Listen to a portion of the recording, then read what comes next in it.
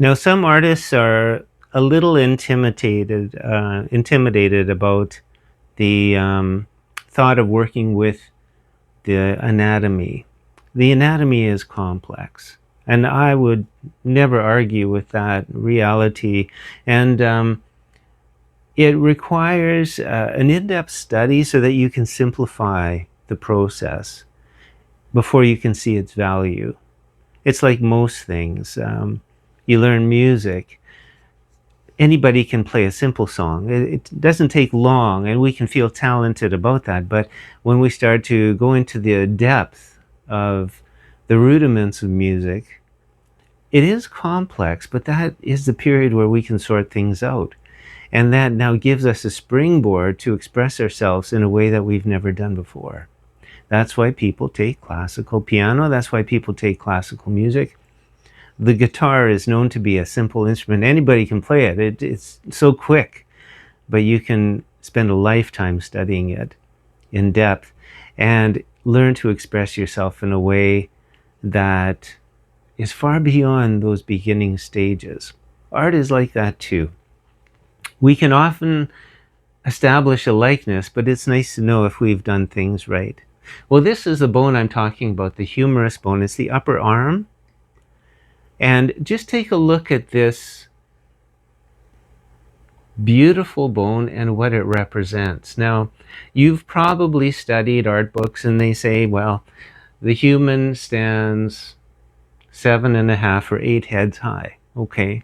And I'm going to express to you why that's a very complicated method, in my opinion. And I'm entitled to my opinion, I guess. I can say this with confidence, that I've tried many methods and I've failed in many ways, but those failures became stepping stones to learning how to do things a little bit more precisely, clearly, with a good solid understanding, in a way that gives me confidence that I've got a handle on this. And this is what we want. So if we work with the head lengths, we run into a few problems. It's not like you can't do this. This is definitely one way of working with the figure.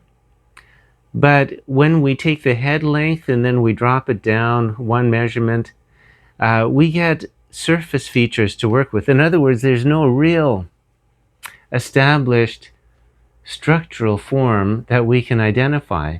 Then when we take it another head length down, we're inside the belly area, right? The abdomen.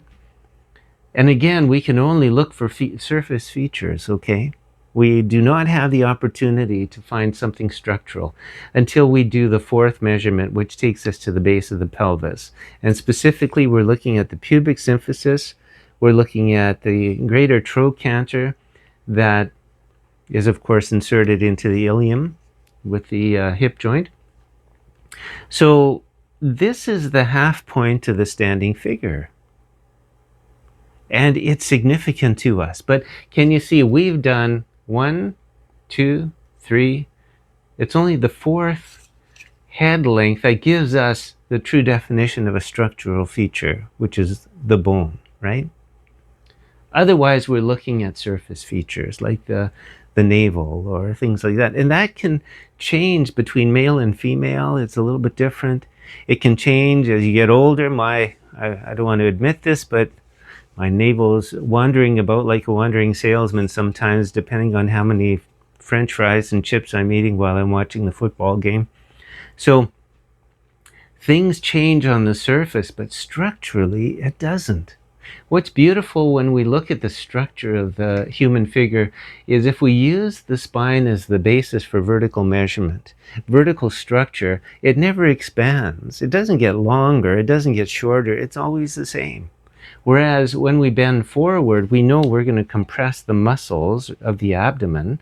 When we flex backwards, we're stretching those muscles. So these measurements will change, but the bones themselves don't really change. And that's why it's such a beautiful thing to see. If we can look at a figure and we can look inside the figure and we can see this, we're doing really well.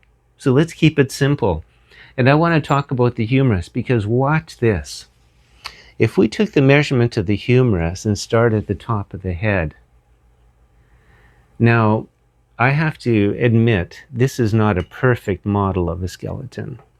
The rib cage is compressed up, and the ribs should slant down in the lower area to about 45 degrees.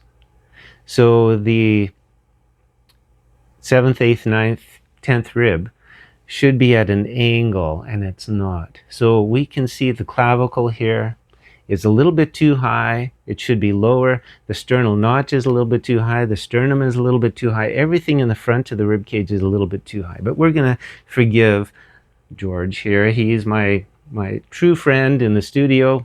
Good listener. Good guy to work with. Never complains. So let's work with him.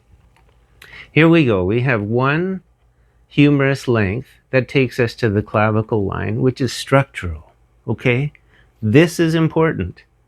The next clavicle line takes us to the 10th, clavicle line. The next humerus measurement takes us to the 10th rib, which structurally is the bottom of the rib cage. We have the 11th and 12th ribs are sort of dangling in the back, but they don't really give us any structural feature in the front of the body here. So one more humerus measurement gives us the clavicle line to the 10th rib, and then the third one goes from the 10th rib down to the base of the pelvis, which is the half point of the body.